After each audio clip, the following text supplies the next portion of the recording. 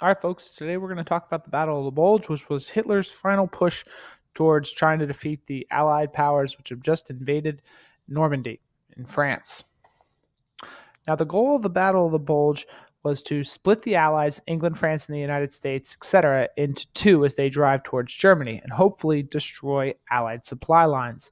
Hitler also hoped to launch a massive offensive using three different armies, and he thought if he had this massive offensive, he would destabilize the Allied accord and it would fall apart. So the United States, France, and England would stop supporting each other and would basically stop their invasion.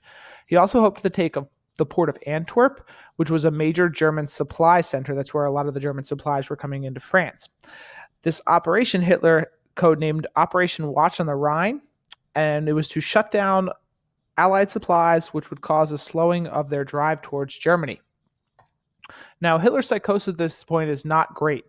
He believes that the alliance between France, England, and the United States was weak, that a major attack and a defeat would break up the alliance, so he ordered a massive attack against what were primarily American forces. And the plan for that attack looked like this. Hitler would send the 6th Panzer Army, led by Sepp Dietrich, to lead attacks and capture the port of Antwerp. The 5th Panzer Army, led by Manteuffel, would attack the center of the American forces, then drive onto Brussels and eventually onto Antwerp, thus securing that port so that way the Germans could continue to bring supplies into France. The 7th Army, led by Brandenberger, would attack the southern flank, create a buffer zone between American reinforcements and the 15th Panzer Army. It's a wildly ambitious plan, and Hitler's psyche is not sound. This is what the plan looked like on paper. This is the 15th and the 6th Panzer Army. This is the 6th Panzer Army, headed by Manteuffel. This is Dietrich up here. And this is Brandenberger down here. Their hope is to eventually converge on Antwerp up here. That's actually not really going to happen. The red line here, this big bulge, is the furthest the Germans got in what became known as the Battle of the Bulge, because they made a huge bulge in the American line. The plan continued.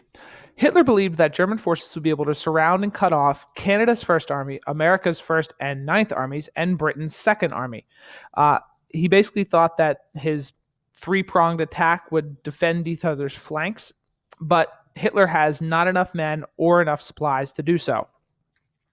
His plan is completely absurd, and it's going to fail epically. The Wehrmacht's deficiencies. First off, the Wehrmacht is completely depleted of supplies. They're now fighting a three-front war with an American invasion or an Allied invasion in Italy. They're also pushing back the Soviet Union in the east, and they're now dealing with the Allied invasion in France. They're also far outnumbered by the Allies.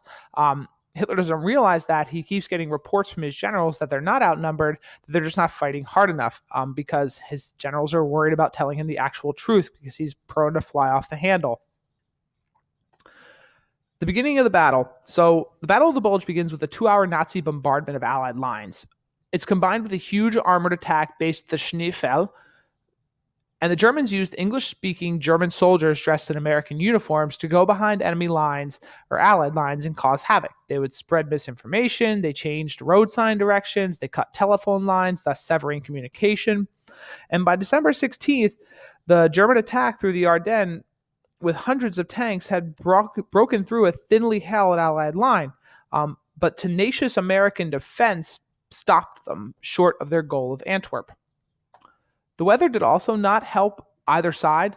Low-lying clouds and fog, constant snow disabled any Allied air support, especially that hindered the tank busters of the Royal Air Force or the Mustang fighters of the United States of America Air Force, which basically let the German ground troops and tanks kind of operate freely in that area without having to worry about being taken out by aircraft. The frozen ground allowed for easy military vehicle movement from both the Allied and the Wehrmacht side, so that kind of aided both sides. But the fact that the Americans couldn't use their air superiority definitely helped the Germans. The initial attack of the Wehrmacht was initially successful. They advanced, in fact, 60 miles in 2 days. On December 16th, though, they reached a stalemate, and fighting was pretty ferocious from the 16th through New Year's Eve into the holidays. New Year's period, intense fighting took place. The Germans attempted to start a second front in Holland. That pretty much failed. and small pockets of American troops withheld the German armies. Now, the Americans didn't make any progress at this point. They were basically holding the line, but the fact that they were rebuffing any German attack was a good thing. Things during the 16th through the New Year's period was pretty miserable. It was cold. It was snowy. It was not a pleasant experience for the German soldiers or the Americans. Eventually, the Germans are just unable to keep their armored mobile divisions supplied with fuel. Frankly, they just don't have any more fuel left. Most of the fuel they've been gaining has been from the Yugoslavian Peninsula and the Baltic Peninsula, and that's starting to be pushed out of by the Soviet Union. The Allies are also bombing German fuel plants, which is cutting the supply of fuel significantly. Germans are eventually overwhelmed by the Allies, and they lose the Battle of the Bulge.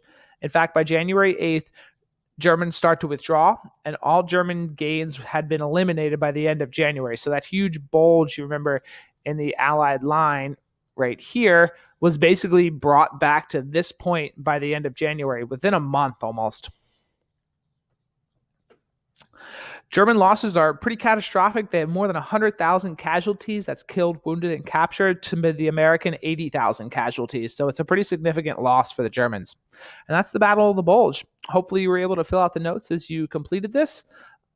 You are going to complete the wrap-up after this, which is on the board. Thanks. Have a good day. I'll see you guys on Tuesday.